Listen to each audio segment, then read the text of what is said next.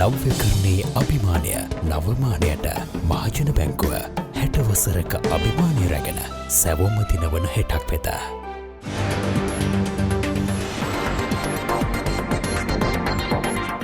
දශක 6ක් පුරාවට ශ්‍රී ලාංකීය ජනතාවගේ විශ්වසනීයම මහජනතාවගේ මහජන බැංකුව පසුගියදා 60 වන සංවත්සරය සැමරුවා. අද අපි සූදානම් BIS 24 තුලින් මේ මහජන බැංකුව ලාංකීය ජනතාවට යාවත්කාලීන වෙබින් ලබා දුන් සේවාව පිළිබඳව කතා බහ කරන්නට. ඒ සඳහා අපි මැදිරියට කැඳවාගෙන ආවා නියෝජ්‍ය සාමාන්‍ය අධිකාරිණී පුද්ගල කේන්ද්‍රීය බැංකු කටයුතු රේණුකා ජයසිංහ මහත්මිය ආවන් කියලා පිළිගන්නවා. ඒ වගේම නියෝජ්‍ය සාමාන්‍ය අධිකාරිණී ආයතනික බැංකු කටයුතු කුමාරි සේනරත්න මහත්මිය ආවන් කියලා පිළිගන්නවා. මම මුලින්ම මේ රේණුකා මහත්මිය ඔබගෙන් අහන්න කැමති මහජන බැංකුව මේ මහජනතාවගේ බැංකුව දැන් ආරම්භ කිරීමට හේතු වූ මූලික කරුණු මොනවාද මේ රට තුළ? ස්තුති බානුක අපි දන්නවා ශ්‍රී ලාංකීය දේශයේ ඈත ඉතිහාසයේ පටන්ම අපේ රට ප්‍රධාන වශයෙන්ම කෘෂිකාර්මික රටක්. අපේ රටේ අතිබහුතරේ ජීවත් වුණේ ප්‍රධාන ජීවනෝපාය මාර්ගයේ කෘෂිකාර්මය බවට පත් කර ගනිමින්. ඒ වගේම අපි දන්නවා යම් යම් කාලවකවානුවලදී අපි යම් යම් අධිරාජ්‍යවාදී යටත් විජිත බවට පත් වුණ අපේ රට. ඒ කාලවකවානුවලදී විවිධ වැවිලි භෝග අපේ ආර්ථිකයට අපේ රටට හඳුන්වලා දුන්නා. ඉතින් මේ කාල සීමාව තුළදී ඒ ආශ්‍රිතව ගොඩනැගුණු තවත් ආර්ථිකයක් අපේ රටේ බිහි වුණා. එතකොට අතිමහත් බෞද්ධරයේ ප්‍රධාන ජීවිකාව කෘෂිකර්මාන්තයේ ප්‍රධාන වශයෙන් වී ගොවිතැන වුණත් එවකට බැංකු කටයුතු වලට තිබුණු බැංකු සියල්ලම පාහේ ක්‍රියාත්මක වුණේ ප්‍රධාන වශයෙන් අර වැවිලි භෝග කර්මාන්තයේ ආශ්‍රිතව සිදු වුණු යම් ක්‍රියාකාරකම් මත ප්‍රධාන වශයෙන් ආනයන අපනයන කටයුතු ඒ වගේම වෙළඳාම වගේ ව්‍යාපාරික කටයුතු හරහා බැංකු ක්‍රියාත්මක වුණා. හැබැයි ඒ වුණත් අර ග්‍රාමීය ජනතාවගේ ප්‍රධාන ජීවනෝපාය මාර්ගයේ වී ගොවිතැන කරගත්ත ග්‍රාමීය ජනතාවට ප්‍රවේශ විය හැකි බැංකුවක් එවකට තිබුණේ නැහැ. ඔවුන්ගේ මූල්‍ය අවශ්‍යතාවයන්ට විසඳුම් දෙන්නට ආයතනයක් තිබුණේ නැහැ. ඉතින් ඒ නිසාම ඔවුන්ට සිද්ධ වුණා පෞද්ගලිකව අධික පොලියට මුදල් ණයට දෙන පුද්ගලයන් කරා යොමු වෙන්න. ඒ නිසාම ඔවුන් අධික දුගීභාවයකින් පෙළුණා. මොකද ඔවුන්ගේ ආදායම අඩු වුණා. ඔවුන්ගේ මූල්‍ය මේ අවශ්‍යතාවලට විසඳුම් හම්බ වුණේ නැහැ. ඉතින් ඒ නිසාම මේ තත්ත්වය රටේ ඇත්තටම දැවෙන ප්‍රශ්නයක් බවට පත් වුණා. ඒ කාලේ සමුපකාර ව්‍යාපාරයක් ක්‍රියාත්මක වුණත් ඒ සමුපකාර ව්‍යාපාරයේ හරහා මේ සියලු ප්‍රශ්න වලට පිළිතුරු සපයන්න පුළුවන් කමක් තිබුණෙත් නැහැ. ඉතින් ඒ නිසාම එවකට ආණ්ඩුවේ ආහාර සමුපකාර ඇමති පිලිප් ගුණවර්ධන මහත්මයා කල්පනා කළා සමුපකාර බැංකුවක් පිහිටවන්න කියලා. ඒ සඳහා පනතක් පාර්ලිමේන්තුවට ඉදිරිපත් කළත් යම් යම් ප්‍රශ්න නිසා ඒක සම්මත කරගන්න එතුමට බැරි වුණා. අනතුරුව සිරිමාව බණ්ඩාරනායක යුගයේ එවකට වාණිජ වෙළඳ නාවක කටයුතු අමාත්‍ය ටීබී ඊළඟරත්න මැතිතුමා නැවත වතාවක් අර පැරණි පනත යම් යම් සංශෝධනයන්ට ලක් කරලා නැවත පාර්ලිමේන්තුවට ඉදිරිපත් කළා 1961 මැයි මාසේ 9 වෙනිදා. ඉතින් ඒ පනත පාර්ලිමේන්තුවේ සම්මත වෙලා තමයි මහජන බැංකුව මේ ශ්‍රී ලාංකීය දේශයට දායාද වුණේ. ප්‍රධාන වශයෙන්ම ඔවුන් කල්පනා කළේ ග්‍රාමීය ආර්ථිකය නගා සිටුවන්න, ග්‍රාමීය ජනතාවගේ ප්‍රශ්නවලට පිළිතුරු සපයන්න, අර සමුපකාර ව්‍යාපාරය ග්‍රාමීය ජනතාවගේ ප්‍රශ්නවලට පිළිතුරු සපයන ආයතනයක් බවට ශක්තිමත්ව ගොඩනගා ගන්න. මේ වගේ ප්‍රධාන අරමුණු මූලික කරගනිමින් වාණිජ බැංකුවක් විදිහට මහජන බැංකුව ස්ථාපනය කරන්න කටයුතු කළා. මේක තමයි මහජන බැංකුවේ ආරම්භය. දැන් මහජන බැංකුවේ ආරම්භයේ විදිහට අපි කතා බහ කරද්දී කුමාරි මහත්මිය මම අහන්න කැමතියි දැන් බැංකුවක් හැටියට මහජනතාවගේ මේ විශ්වසනීයත්වය දිනාගත් මහජනතාවගේ බැංකුව හැටියට ඔබගේ පාඩේම තියෙන මහජනතාවගේ බැංකුව මහජන බැංකුවයි කියලා. මූල්‍ය ප්‍රගතිය කොහොමද මේ ගෙවුණු වසර 60ක කාලය තුල? ස්තුතියි බානුක. මහජන බැංකුව අභිමානවත් ගමන් මගේ 60 වන වසර පසුගිය ජූලි 1 වෙනිදා සනිටුහන් කරා. ක්‍රමක්‍රමයෙන් මහජන බැංකුව ආරම්භයේ සිටම සිය ප්‍රගතිය තීව්‍ර කරමින් 2021 ජුනි 30 වන විට මුළු වත්කම් ප්‍රමාණය රුපියල් ට්‍රිලියන 2.47 දක්වාත් තැන්පතු ප්‍රමාණය රුපියල් ට්‍රිලියන 2.1 දක්වාත් දල අත්තිකාරම් ප්‍රමාණය රුපියල් ට්‍රිලියන 1.8 දක්වාත් ඉහළ නංවා ගැනීමට සමත් වෙලා තියෙනවා. ඒ වගේම අපි පසුගිය ලාභය ගත්තොත් 2020 දෙසැම්බර් 31 වන විට බැංකුවට වාර්තාගත කිරීමට හැකි වුණා බදු පෙරලාභයේ වශයෙන් රුපියල් බිලියන 21.2කුත් බදු පසුලාභයේ වශයෙන් රුපියල් බිලියන 14.2කුත්. දැන් මේ වගේ දවසින් දවස මහජන බැංකුව ලාභ ලබමින් ජනතාවට සේවය කරමින් ඉන්නවා. මං කැමති රේණුකා මහත්මිය අහන්න දැන් අපි මූලිකව මහජන බැංකුව පිළිබඳව හඳුන්වා දීමේදී ඔබතුමී සඳහන් කරා මහජනතාවට වෙන් වෙලා මහජනතාවගේ කෘෂි අවශ්‍යතාවය වෙනුවෙන් පෙනී හිටපු බැංකුවක් කියලා. මම අනිකුත් ප්‍රශ්නයට යන්න කලින් මේ පුංචි ගැටලුවක්. වර්තමානයේ වෙද්දිත් මේ කෘෂිකාර්මික දෙපාර්තමේන්තුව මගින් මේ රට තුල මේ තියෙන විප්ලවයට මේ කෘෂිකර්මාන්ත විප්ලවයට මහජන බැංකුව ගොඩක් අවශ්‍ය වෙලා ඇති. කොහොමද මහජන බැංකුවේ කාර්යභාරය මේ වර්තමානයේ තුල ඇති වෙලා තියෙන ගැටලුකාරී තත්ත්වයන් මේ ගොවි ජනතාවට ලබා දෙන පිළිතුරු වෙනුවෙන්? මේකට පිළිතුර ඉතිහාසයෙන් නම් ගත්තොත් අපේ මූලික අරමුණම උනේ ග්‍රාමීය ජනතාව නගා සිටුවීම තමයි. ඒ නිසාම අපි එදා සිට අද දක්වා විවිධ ණය පහසුකම් අපේ ජනතාවට හඳුන්වලා දුන්නා. ඉතින් මේකෙන් ඇත්තටම මට මේ වෙලාවේ මතක් වෙනවා අතමාරු ණය කියලා අපි හඳුන්වලා දුන්නා. සුළු පරිමාණ, ඉතාම සුළු පරිමාණ ව්‍යාපාරිකයන්ට තමුන්ගේ එදිනෙදා මූල්‍ය අවශ්‍යතා ඉෂ්ට කරගන්න. ඒ වගේම කණ්ඩායම් ණය, ග්‍රාමීය ආර්ථිකයේ ඒ ස්වයං රැකියාවලට අත දෙන්නට කණ්ඩායම් ණය අපි ප්‍රචලිත කළා ග්‍රාමීය ආර්ථිකය තුළ. ඒ වගේම අද දක්වා සුළු හා මධ්‍ය පරිමාණ කර්මාන්ත ණය අපි විශාල වශයෙන් ලබා දෙනවා. එතකොට පහුගිය කොවිඩ් සමයේ අපි විශාල වශයෙන් අස්වැන්න ණය අපේ ග්‍රාමීය ආර්ථිකය පුරා ප්‍රචලිත කළා. මොකද ඔවුන්ගේ එදිනෙදා කෘෂිකාර්මික අවශ්‍යතාවයන් වලට ඔවුන්ට මූල්‍ය ශක්තියක් ලබා දුන්නා. ඉතින් ඒ වගේ අද දක්වා අපි ඒ වගේම වී ගොවිතැනට අවශ්‍ය මූල්‍ය පහසුකම් අපි සෑම කන්න එකම ඔවුන්ට ලබා දෙනවා. ඉතින් මේ වගේ එදා සිට අද දක්වා අපේ මූලික පරමාර්ථයෙන් බැහැර වෙලා නැහැ. ඔබ නිරන්තරයෙන්ම ඔබ බැංකුව මහජනතාව සමග නිරන්තරයෙන්ම සිටිනවා. මම අහන්න කැමතියි බැංකුව මෙරට ජන ජීවිතයට මේ බැංකුව විසින් මෙරට ජන ජීවිතයට සිදු කළ බලපෑම සහ බැංකුව සමග දැන් මේ වෙන විට ගනුදෙනුකරුවන් කෙබඳු විදිහටද ඔබ සමග ගනුදෙනු කරන්නේ? ඇත්තට මේ ප්‍රශ්නේ ඊටම සතුටින් මම බාර ගන්නවා. මොකද අපේ මහජන බැංකුව ආරම්භක පනතින්ම අරමුණ වුණේ සාමාන්‍ය ජනතාවට ශක්තියක් වෙන්නමයි. ඒ නිසාම මහජන බැංකුව 1961 අංක 29 බැංකු පනතින්ම අපිට ග්‍රාමීය ජනතාවගේ මූල්‍ය ප්‍රශ්නවලට විසඳුමක් ලබා දෙන්න රන් භාණ්ඩ උකස් ගැනීමේ ව්‍යාපාරයට අපිට අනුමැතිය ලැබලා දීලා තිබුණා. ඒ කාලේ පටන්ම අපි මුලින්ම අපි රන් භාණ්ඩ උකස් ගැනීමේ ව්‍යාපාරය ආරම්භ කළා. මොකද අපි දන්නවා ග්‍රාමීය ජනතාවට විශාල වත්කම් දේපල බැංකුවට උකස් තියන්න ඒ වගේ තත්යකට අපි පත් කළේ නැහැ. ඔවුන් සතු පාරම්පරිකව යම් රන් භාණ්ඩ තිබුණා. ඒ රන් භාණ්ඩ ඔවුන්ගේ එදිනෙදා කෘෂිකාර්මික අවශ්‍යතාවලට බැංකුවට උකස් කරලා මූල්‍ය පහසුකම් අපි ලැබලා දුන්නා. ඉතින් මම හිතනවා ඒ ආරම්භක අවධියේම අපි ඒ කාර්යය ඉෂ්ට කළා. ඒ තුලින් අද දක්වා බැංකු ක්ෂේත්‍රයේ ඒ නිමැවුම අපි අඳුන්ලා දීලා තියෙනවා. අද දක්වා ඉතා හොඳින් ක්‍රියාත්මක වෙනවා මේ කෘෂිකාර්මික ක්ෂේත්‍රයට අත්ලක් වන්නට. ඒ වගේම අර මං කලින් සඳහන් කළා වගේ විවිධ අතමාරු ණය, කෘෂිකාර්මික ණය, සුළු හා මධ්‍යම පරිමාණ කර්මාන්ත ණය ආදී ලබා දුන්නා. ඒ වගේම මම කියන්න කැමතියි ඒ කාලේ 1961 මහජන බැංකුව ආරම්භ කරපු යුගයේම මහජන බැංකුව වටා විශාල ග්‍රාමීය ජනතාවක් එක්රොක් වුණා. මොකද ඔවුන්ට වෙනත් බැංකුවක් තිබුණේ නැහැ.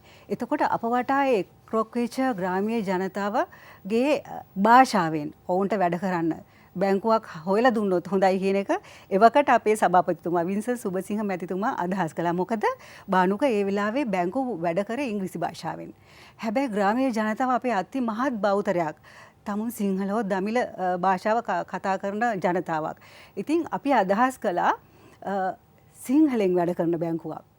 මේක ඊටාම අභියෝගාත්මක කාර්යයක් වුණා. මොකද ඉංග්‍රීසියෙන් වැඩ කරන බැංකු තිබිච්ච කාලෙක. ඒ හින්දා අපි මුල්වරට 1963 ජනවාරි මාසේ බැංකු ක්‍රමය සිංහලෙන් වැඩ කරන බැංකු ක්‍රමයක් බවට පරිවර්තනය කළා. ඒ නිසාම නූතනයේ දක්වා බැංකුවට යම් පාරිභාෂිත වචන බැංකු ක්‍රමයට එකතු වුණා මහජන බැංකුව හරහා. ඉතින් ඒ හරහා උතුරු නැගෙනහිර අපේ දමිළ ජනතාවට දමිළ භාෂාවෙන් ඔවුන්ගේ බැංකු කටයුතු කරගන්න පුළුවන් වුණා.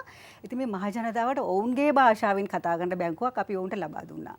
ඉතින් ඒ වගේමයි ඒ කාලේ චෙක් පොත් භාවිතා කළේ ඉංග්‍රීසි භාෂාවෙන්. ඉතින් දැන් මම කලින් සඳහන් කළා වගේම අති බහුතරයක් සිංහල දමිළ ජනතාව හිටිය මේ රටේ ඉංග්‍රීසිය ඔවුන්ට නුහුරු දෙයක් වුණා. මොකද ඔවුන් අපහසුතාවයකට පත් වුණා. ඉතින් බැංකුව අදහස් කළා තවත් අභියෝගාත්මක කාර්යයක්. මොකද සිංහලේ චෙක් කොලයක් ලියන්න මේ අභියෝගයට මහජන බැංකුව මුහුණ දුන්නා. එහෙම මුහුණ දීලා පළවෙනි වතාවට සිංහල දෙමළ භාෂාවලින් චෙක් කොලයක් නිකුත් කරන්න මූලික පියවර ගත්තේ මහජන බැංකුව. ඒ හරහා ඔවුන්ට ඉතා පහසුවෙන් ඔවුන්ගේ මූල්‍ය කටයුතු ඉටු කරගන්න පුළුවන් වුණා. හරි. රටක මහජනතාවගේ තිබෙන්නා වූ දෛනික කටයුතු වෙනුවෙන් ජනහිතකාමී ජනතාවගේ බැංකුව මහජන බැංකුවත් සමගින් සිදුවන ඉදිරි ගනුදෙනු පෙරළිය පිළිබඳව කතා බහ කරමු මේ විරාමයෙන් අනතුරුව. අපි නැවතත් අද දවසේ ජනතාවගේ ජනහිතකාමී බැංකුව මහජන බැංකුව සමග ඉදිරියේදී යාවත් කාලීන ගනුදෙනු කරණය පිළිබඳව කතා බහ කරන්න සූදානම්. විරාමයට පෙර රේණුකා මහත්මිය බොහෝ දේ සඳහන් කළා. මහජනතාව වෙනුවෙන්ම කැපවුණු මහජනතාවගේ ජන හදවත හඳුනාගත් බැංකුවක් හැටියට මහජනතාව වෙනුවෙන්ම මහජන බැංකුව පෙනී ඉන්න බව සඳහන් කළා. මම කැමති කුමාරි මහත්මිය ඔබතුමියකින් අහන්න රාජ්‍ය බැංකුවක් විදිහට ශ්‍රී ලංකාව තුළ පෙනී ඉන්න ඔබ ආයතනය රාජ්‍ය බැංකුවක් සමග ගනුදෙනු කිරීමෙන් ජනතාවට ඇතිවන ප්‍රයෝජන මොනවාද ප්‍රතිලාභ මොනවාද? බානුක රාජ්‍ය බැංකුවක් වශයෙන් මහජන බැංකුව රාජ්‍ය හිමිකාරත්වය යටතේ පවත්වාගෙන යන හින්දා ගනුදෙනුකරුවන්ගේ තැන්පත්වලට උපරිම ආරක්ෂාව වගකීම හිමි වෙනවා. ඒ වගේම රාජ්‍ය බැංකුවක් වශයෙන් රජයේ නිසි නියාමනයන්ට අනුව මහා බැංකුවේ මූල්‍ය ප්‍රතිපත්ති හා රෙගුලාසි වලට අනුව අනුකූලව කටයුතු කරන බැවින් තවදුරටත් එම තැන්පත්වලට ආරක්ෂාව තහවුරු කරනවා. දැන් ඒ වගේම බහනුක තවත් දවතුරටත් මම එකක් කියන්න ඕනේ. මොකද අපි ලබන ලාභය බැංකුව ලබන ලාභය වෙනුවෙන් අපි යම් ලාභාංශ වශයෙන් බදු වශයෙන් රජයට ගෙවනු ලබනවා. ඒ බදු රජය විසින් රටේ සංවර්ධන කටයුතු රටේ උන්නතියට තමයි ඒවා යොදවන්නේ. ඉතින් එතනදී ඇත්ත වශයෙන්ම බැංකුවේ තැන්පත්කරුවන් රජයටත් දායකත්වයක් ලබා දෙනවා. ඉතින් මම මේ වෙලාවේ සතුටින් කියන්න කැමතියි මම මේ අවස්ථාව කරගන්නවා සියලු දෙනාටම මහජන බැංකුව සමග අත්වැල් බැඳගෙන ගනුදෙනු කරන්න. ඒ මොකද ඒ අය ඒ පහසුකම් සලසා ගන්න ගමන්ම ඒගොල්ලන් රජයේ රටේ දියුණුවටත් දායකත්වය දෙනවා. හරි. රේණුකා මහත්මිය මම අහන්න කැමතියි මේ නියෝජ්‍ය සාමාන්‍ය අධිකාරීවරියක් හැටියට කේන්ද්‍රීය බැංකු කටයුතු සිදු කරද්දී ලංකාව තුළ මේ ජනතාවගේ සාමාන්‍යයෙන් අද වෙද්දී තියෙන මතයක් තමයි මේ රාජ්‍ය බැංකුවකට ගියාම අපිට මන්දගාමීව තමයි මේ කටයුතු සිදු වෙන්නේ. අපිට හරීම හුඟක් වෙලාවට පොලිමේ ඉන්න වෙනවා. හුඟක් වෙලාවට උදේ ගියොත් අපිට හවස එන්න වෙන්නේ. බැංකුවකට යන්න අපි වෙනම දවසක් දෛනික ජීවිතෙන් කටයුතු වලින් වෙන් කර ගන්න ඕනේ. මේක ඇත්තද නැත්නම් අපිට මේකට දෙන්න තියෙන පිළිතුර මොකක්ද? ඇත්තටම මහජන බැංකුවේ අපි රාජ්‍ය බැංකුවක් විදිහට ආරම්භයේ පටන්ම ලාභ පරමාර්ථය කර නොගත්ත සේවාව පරමාර්ථ කරගත කාර්යන රාශියක් ඉෂ්ට කළා. උදාහරණයක් හැටියට කිව්වොත් විශ්‍රාම වැටුප් ගෙවීම, විදුලි බිල්පත්, ජල බිල්පත්, ඒ වගේම අපි හිතමු නීතිඥවරුන්ගේ මුද්දර ගාස්තු ගෙවීම, මේක නොගී සියලුම කාර්යයන් අපි සිද්ධ කළා. එතකොට මේ කාර්යයන් ඒ වගේම වැටුප් ගෙවීම කරා. ඉතින් මේ කාර්යයන් සිද්ධ කරද්දී අපේ පරිශ්‍රය තුළට එන ගනුදෙනුකරුවන් ප්‍රමාණය ඉතාම වැඩි. ඒ කාලේ මුලින් අප සතුව තාක්ෂණය තිබුණේ ආරම්භක යුගයේදී. එතකොට කෙනෙකුට හිතෙන්න පුළුවන් හැමතිස්සෙම මේ ශාඛාව ගනුදෙනුකරුවන්ගේ පිරීලා.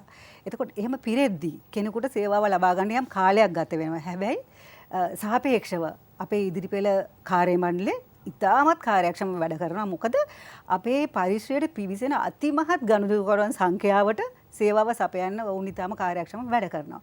හැබැයි ඔබ කියන දේ අපිටත් ඇහිලා තියෙනවා. මොකද අපි අකාර්යක්ෂම නිසා නෙමෙයි. මොකද අපේ ධාරිතාවය වැඩි නිසා. හැබැයි මේක අපේ අවධානයට දැඩිසේ අපි ගත්තා. ඒ අරගෙන අපි කල්පනා කරා කොහොමද මේ ප්‍රශ්නට වෙනත් ආකාරයකට උත්තරයක් හොයන්නේ කියලා. ඒ සේවාවන් කරන ගමම්ම. ඒ සඳහා අපි හොයාගත්ත හොඳම විසඳුම තමයි තාක්ෂණය ආදේශ කිරීම. ඒතර ක්‍රමක්‍රමයෙන් අපේ රට තාක්ෂණික වශයෙන් දියුණුවටපත් වුණා. ඒ තාක්ෂණයේ බැංකුවත් නොපමාව වැළඳගත්ත බානුක. අද වන විට වඩාත්ම ඩිජිටල් කරණය වූ බැංකුව විදිහට ඔබ කියන ආකාරයට අපේ පරිශ්‍රයට ඇවිල්ලා කිසි කෙනෙකුට බලයින අවශ්‍යතාවයක් නැහැ. ඔබගේ තැන ඉඳගෙනම ඔබට සියලුම බැංකු කටයුතු කරන්න පුළුවන් පහසුකම අද වෙනට මහජන බැංකුව සම්පූර්ණ කරලා තියෙනවා. අපි තවදුරටත් ඒ අවසන් කරන්නේ අපි බලනවා ඉදිරියට තවත් කොහොමද අපි අපේ ගනුදෙනුකාර බවතුන්ට මේ කාර්යක්ෂම සේවාව ලබා දෙන්නේ. ඉතින් ඒ හින්දා අද කිසිවෙකුටත් මං හිතනවා ඒක කියන්න කිසිම අවශ්‍යතාවයක් නැහැ. මම හිතන්නේ ඔබතුමියගේ උත්තරයෙන් මේ පැහැදිලි වෙන්නට ඇති මේ කොච්චර මැසිවිලි නැගුවත් මේ බැංකුවේ තිබෙන ධාරිතාවය වැඩි. මම හිතන්නේ හැම වෙලාවෙම බැංකුව පිරිලා ඉතිරලා ගිහිල්ලා තියෙන්නේ. කාර්යක්ෂමතාවය අද වෙද්දි හිමි කරගෙන තිබෙනවා. මම ඒත් එක්කම කැමති කුමාර මහත්මිය ඔබගෙන් අහන්න මේ නූතන බැංකු කරන කටයුතුත් එක්ක තාක්ෂණික වශයෙන් මහජන බැංකුව කොහොමද සන්නද්ධ වෙලා තියෙන්නේ? මහජන බැංකුව විසින් ඩිජිටල් කරන ව්‍යාපෘතිය ක්‍රියාත්මක වුණේ 2015 වසරේදී. 2015 දී ඇතෙමෙහි අරමුණු වුණේ ගනුදෙනුකාර බවතුන්ට කාර්යක්ෂම ආරක්ෂිත ඒ වගේම නව ප්‍රවණතා මූල්‍ය ප්‍රවණතාවයන් හඳුන්වා දෙමින් නව තාක්ෂණයට යොමු වෙමින් බැංකු ගනුදෙනු පහසුකම් සලසා දීමයි. එහිදී ඇත්තෙම පහළ මට්ටමේ සිට බැංකුවේ තියෙන පහළම මට්ටමේ සිට ඉහළම මට්ටම දක්වා තියෙන සියලුම හිමිමාංශ ආවරණය වන පරිදි බැංකුව විසින් අංග සම්පූර්ණ ඩිජිටල් කරණයක් පත් කිරීමට පත් වුණෙත් මුලින්ම මහජන බැංකුවයි. එහිදී දැන් මේ වන විට අපි ස්ථාපිත කරලා තිනවා SBU self banking units ස්වයං බැංකු කරන පද්ධති ඒකක 250ක් දිවයින පුරා පවත්වාගෙන යනවා. එහි ඇත්තෙම ATM යන්ත්‍රයක් ඒක සමන්විත වෙන ATM යන්ත්‍රයකින් මුදල් තැන්පත් කිරීමේ යන්ත්‍රයක් බිල්පත් ගෙවීමේ යන්ත්‍රයක් මෑතකදී ප්‍රධාන කාර්යාලයේ ඇති කරා චෙක්පත් තැන්පත් කිරීමේ යන්ත්‍රයක්. ඉතින් ඒ ආකාරයට පැය 24 පුරාම ගනුදෙනුකරුවන්ට SBU මගින් පහසුකම් සලසා තිබෙනවා.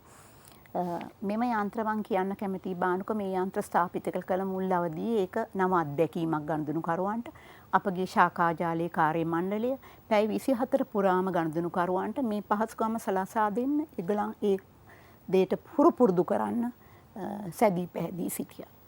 ඒත් එක්කම දැන් තාක්ෂණික වශයෙන් දිනෙන් දින සන්නද්ධ වෙමින් යාවත් කාලීන වෙමින් එනවා.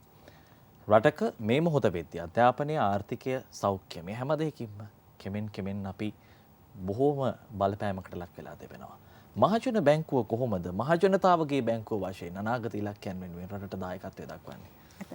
ඔබ සඳහන් කරපු ආකාරයටම අධ්‍යාපනය අද ඔන්ලයින් තමයි සිද්ධ වෙන්නේ. අපි අවබෝධ කරගත්ත අපේ දූ දරුවන්ට මම හිතන්නේ විශ්වවිද්‍යාලය අධ්‍යාපනය, වෘත්තීය අධ්‍යාපනය මේ සියලුම අධ්‍යාපන කටයුතු තාක්ෂණය හරහා සිද්ධ වෙද්දී අපි විශේෂ ණය යෝජනා ක්‍රම ක්‍රියාත්මක කළා. විශේෂයෙන්ම ලැප්ටොප් ණය යෝජනා ක්‍රමයක් අපේ අනාගත වෘත්තිකයන් වෙනුවෙන් අපි ආරම්භ කළා. ඉතින් මේ වෙනකොට ඒ සඳහා ඉතා විශාල ප්‍රතිචාර ලැබෙනවා. ඒ වගේම ගුරුවරුන් සඳහා ලැප්ටොප් පරිගණක ලබා ගැනීමේ වැඩපිළිවෙලක් අපි ආරම්භ කළා. ඉතින් ඒ හින්දා මම හිතනවා මේ අධ්‍යාපනයේ ගුරු සිසු දෙගොල්ලන්ටම අපේ ඒ යෝජනා ක්‍රම හරහා පහසුකම් ලබා ගන්න පුළුවන්. ඉතින් ඒ නව ප්‍රවණතාවයන්ට අනුව ඒ වගේ නිමැවුම් අපි මෑත අතීතයේදීම හඳුන්ලා දීලා තියෙනවා. කුමාර මහත්මිය මහජන බැංකුව ආයතනික ගනුදෙනුකරුවන් වෙනුවෙන් මේ වෙද්දී ලබා දෙන විශේෂ සේවාවන් මොනවාද? මේ COVID-19 වසංගතයත් එක්ක රට අපිට බෙහෙවින්ම යවත් කාලින වෙන්න වෙලා තියෙනවා. මොනවද විශේෂම සේවාවන්? අපි ආයතනික බැංකු අංශය ගත්තොත් ආයතනික බැංකු අංශයේ ප්‍රධාන වශයෙන් අප විසින් පහසුකම් සලසා තිබෙන අපිත් එක්ක අත්වැල් බැඳගෙන ඉන්න ප්‍රධාන පෙළේ රජයේ ආයතන ඉන්නවා, බහුජාතික සමාගම් ඉන්නවා, ඒ වගේම මහා පරිමාණ කර්මාන්තකරුවන් ඉන්නවා. ඒ වගේම විශේෂයෙන් ආනයනපන ශේෂ්ත්‍රයේ නියැලී සිටින කර්මාන්තකරුවන් ඉන්නවා. ඒ වගේම දේශීය හා විදේශීය මුදල් තැන්පතු අපි ඒගොල්ලන්ගේ ඒ ගනුදෙනුකරුවන්ගේ පවත්වාගෙන යනවා. අපි මේ අවස්ථාවේ ආයතනික ණය ගනුදෙනුකරු ආයතනික බැංකු ගනුදෙනුකරුවන්ට විශේෂයෙන් අපේ ප්‍රයොරිටි සෙක්ටර්ස් විදියට රජයේ ප්‍රමුඛතාංශ ආවරණය වන පරිදි ණය ගනුදෙනු පහසුකම් සලසා දෙනවා. ඒ අයට ඒ වගේම මේ අවස්ථාවේ ණය ගෙවා ගැනීමට අපහසු අයට ඒවට අවශ්‍ය මොරටෝරියම් එක්ස්ටෙන්ෂන්ස් ඒ වගේ පහසුකම් සලසා දෙනවා. කාල වේලාව කෙමෙන් ගත වෙන නිසා මම අවසාන වශයෙන් අහන්න කැමති රේණුකා මහත්මිය ඔබගෙන් ඩිජිටල් තාක්ෂණය වර්තමානයේ වෙද්දී ලෝකේ පුරාවටම අපිට යාවත් කාලීන වෙන තාක්ෂණයත් එක්ක තමයි ගමන් කරන්න වෙන්නේ. මොන වගේ පින්මක්ද මහජන බැංකුව වරන් තියෙන්නේ මේ තාක්ෂණයත් එක්ක? අපි අපේ ඩිජිටල් නිමැවුම් තවදුරටත් පුළුල් කරමින් ඉන්නවා. එතකොට අපි නිකුත් කරලා තියෙනවා People's Pay Wallet app එක. අපි තව දුරටත් දියුණු කරමින් පවතිනවා. නුදුරේම ඉතා නවීන පහසුකම් සහිතව අපි දියත් කරන්න සූදානම්. ඒ වගේම ට්‍රාන්සිට් කාඩ් මහජනතාවට බස් රථවල ගමන් කිරීමේදී මුදල් වෙනුවට කාඩ් පත පාවිච්චි කරමින් ගමන් කරන්න පහසු ට්‍රාන්සිට් කාඩ් අපි ගමනාගමන කොමිෂන් සභාවත් එක්ක නිකුත් කරනවා. ඒ වගේම ඉදිරියේදී තමන්ගේ නිවසේ ව්‍යාපාරික ස්ථානයේ ඔෆිස් එකේ ඉඳන් ලෝන් එකක් ඇප්ලයි කරන්න account එකක් ඕපන් කරන්න අපි දැනටමත් පහසුකම් සලසලා තියෙනවා. ඒවා තවදුරටත් පුළුල් කරන්න අපි සූදානම් වෙනවා. මේ හරහා අපේ පරිසරයට නොපැමිණෙන සියලුම මූල්‍ය අවශ්‍යතාවයන් තමුන් ඉන්න තැන ඉඳන් කරගන්න අවශ්‍ය දියුණු කිරීම කරන්න තමයි අපේ එකම බලාපොරොත්තු දැනටත් කරගෙන යන නුදුරේදී මේ ප්‍රතිඵල ලබා ගන්නත් අපිට පුළුවන් වෙනවා. හරි. බෙහෙවින්ම ස්තුතියි නියෝජ්‍ය සාමාන්‍ය අධිකාරිණී පුද්ගල කේන්ද්‍රීය බැංක කටයුතු රේණුකා ජයසිංහ මහත්මිය. බෙහෙවින් ස්තුතියි අද දවසේ අපත් සමග සම්බන්ධ වුණාට. ඒ වගේම නියෝජ්‍ය සාමාන්‍ය අධිකාරිණී ආයතනික බැංකු කටයුතු කුමාරසේන රත් මහත්මිය ඔබටත් ස්තුතිවන්ත වෙනවා. රටක ජනතාවගේ විශ්වසනීයත්වය, රටක ජනතාවගේ ජනතාව සතු ජනහිතකාමී ජනතාවගේ බැංකුව මහජන බැංකුව තමග සිදුවෙන ගණදනු පෙරලිය සමග තමයි අපි කතා බහ කරේ. ඉදිරියටත් මහජන බැංකුව සමග එක්වන්න බැඳී සිටින්න ජනතාවගේ ජනහිතකාමී සහ විශ්වසනීයම බැංකුව මහජන බැංකුව කියන එක අද දවසේ ඔවුන් සනාථ කරා. ඔබට සුබ දවසක්.